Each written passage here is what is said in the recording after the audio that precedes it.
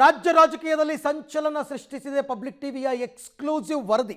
ಕೇರಳದ ವಯನಾಡಿನಲ್ಲಿ ಆನೆಗೆ ವ್ಯಕ್ತಿಯೊಬ್ಬ ಬಲಿಯಾದಂತಹ ಹಿನ್ನೆಲೆಯಲ್ಲಿ ಆತನಿಗೆ ರಾಜ್ಯ ಸರ್ಕಾರ 15 ಲಕ್ಷ ಪರಿಹಾರವನ್ನು ಘೋಷಣೆ ಮಾಡಿತ್ತು. ಈ ವಿಚಾರವಾಗಿ ಈಗ ಆಡಳಿತ ಮತ್ತು ವಿರೋಧ ಪಕ್ಷದ ನಡುವೆ ಜಟಾಪಟಿ ಜೋರಾಗಿದೆ.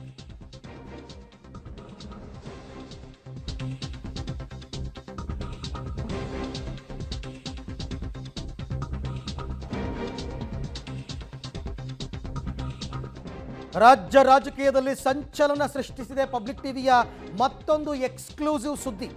ಕೇರಳದ ವಯನಾಡಲ್ಲಿ ಆನೆ ದಾಳಿಗೆ ವ್ಯಕ್ತಿಯೊಬ್ಬ ಬಲಿಯಾಗಿದ್ದ.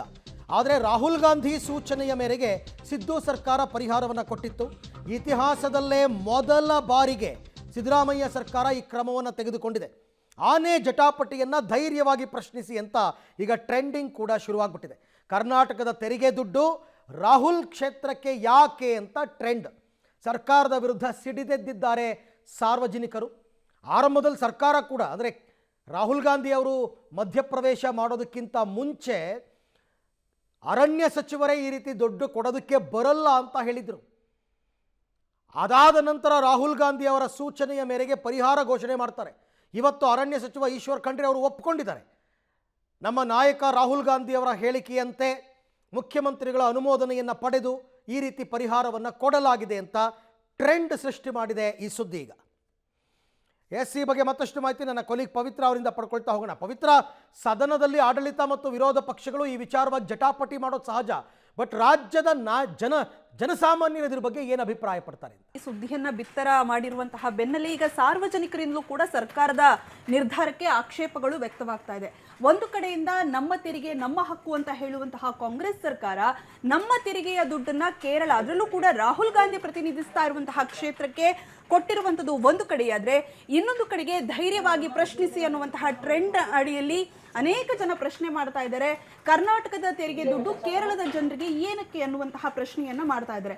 ಜೊತೆಗೆ ಈಶ್ವರ್ ಖಂಡ್ರೆ ಅವರ ಪತ್ರ ಏನಿದೆ ಅದು ಸಂಪೂರ್ಣವಾಗಿ ವೈರಲ್ ಆಗಿದೆ. ಅದರಲ್ಲಿ ರಾಹುಲ್ ಗಾಂಧಿ ಅವರಿಗೆ ಅವರು ಪತ್ರವನ್ನ ಬರೀತಾರೆ. ಜೊತೆಗೆ ಅದರಲ್ಲಿ ಮೆನ್ಷನ್ ಕೂಡ ಮಾಡ್ತಾರೆ, ನಿಮ್ಮ ಮಾರ್ಗದರ್ಶನದ ಪ್ರಕಾರವೇ ಈ ದುಡ್ಡು ಬಿಡುಗಡೆ ಆಗಿದೆ, 15 ಲಕ್ಷವನ್ನ ನಮ್ಮ ಸರ್ಕಾರದಿಂದ ನಾವು ಕೊಡ್ತಾ ಇದ್ದೀವಿ ಅನ್ನುವಂತಹ ಹೇಳಿಕೆಯನ್ನು ಕೂಡ ಅದರಲ್ಲಿ ಬರೆದಿದ್ದಾರೆ. ಸೊ ಇದೆಲ್ಲವೂ ಕೂಡ ಈಗ ಸಾರ್ವಜನಿಕರ ವಲಯದಲ್ಲಿ ಸಾಕಷ್ಟು ವ್ಯಾಪಕ ಟೀಕೆಗೆ ಕಾರಣವಾಗ್ತಾ ಇದೆ. ಅದೇ ಸಚಿವರು ಅದಕ್ಕಿಂತ ಒಂದು 10 ದಿನದ ಮುಂಚಿತವಾಗಿ ಒಂದು ಸ್ಟೇಟ್ಮೆಂಟ್ ಅನ್ನು ಕೂಡ ಕೊಡ್ತಾರೆ. ಯಾವುದೇ ಕಾರಣಕ್ಕೂ ಆನೆಗಳ ದಾಳಿಗೆ, ಆನೆ ನಡೆದಿದ್ದೇ ದಾರಿ, ಅದಕ್ಕೆ ರಾಜ್ಯದ ಬೌಂಡ್ರಿಗಳು ಇಲ್ಲ ಅನ್ನುವಂತಹ ಹೇಳಿಕೆಯನ್ನು ಕೊಡ್ತಾರೆ. ಈಗ ಈ ರೀತಿ ರಾಹುಲ್ ಗಾಂಧಿ ಹೇಳಿದ ತಕ್ಷಣ ಯೂಟರ್ನ್ ಯಾಕೆ ಹೊಡಿತಾರೆ ಅನ್ನುವಂತಹ ಪ್ರಶ್ನೆ ಕೂಡ ಮೂಡ್ತಾ ಇದೆ. ಜೊತೆಗೆ ನಾವು ಕೂಡ ವನ್ಯಜೀವಿ ತಜ್ಞರ ಬಳಿ ಮಾಹಿತಿಯನ್ನ ಪಡೆದಾಗ ಇತಿಹಾಸದಲ್ಲಿ ಇದೇ ಮೊದಲ ಬಾರಿಗೆ ಈ ರೀತಿ ಬೇರೆ ರಾಜ್ಯಕ್ಕೆ ಹೋಗಿ ಆನೆ ದಾಳಿ ಮಾಡಿದಂತಹ ಸಂದರ್ಭದಲ್ಲಿ ಕರ್ನಾಟಕದಿಂದ ಪರಿಹಾರ ಕೊಡುವುದು ಅನ್ನುವಂಥದ್ದು. ಯಾಕಂದ್ರೆ ಈ ಹಿಂದೆ ಅನೇಕ ರೀತಿಯಲ್ಲಿ ಸಂಭವಿಸಿರ್ಬೋದು, ಅಥವಾ ಬೇರೆ ರಾಜ್ಯದ ಆನೆಗಳು ಕರ್ನಾಟಕಕ್ಕೆ ಬಂದು ದಾಳಿಯನ್ನ ಮಾಡಿರುವಂತಹ ಉದಾಹರಣೆಗಳು ಕೂಡ ಇದೆ. ಆದರೆ ಪರಿಹಾರ ಕೊಟ್ಟಿರುವಂತಹ ಉದಾಹರಣೆ ಏನಿದೆ ಅದು ಇದೇ ಮೊದಲ ಬಾರಿಗೆ ಅನ್ನುವಂತಹ ಹೇಳಿಕೆಯನ್ನ ವನ್ಯಜೀವಿ ತಜ್ಞರು ಕೂಡ ಹೇಳ್ತಾ ಇದ್ದಾರೆ. Arvind, okay Pavitra, thank you. ತಮ್ಮ ಎಲ್ಲ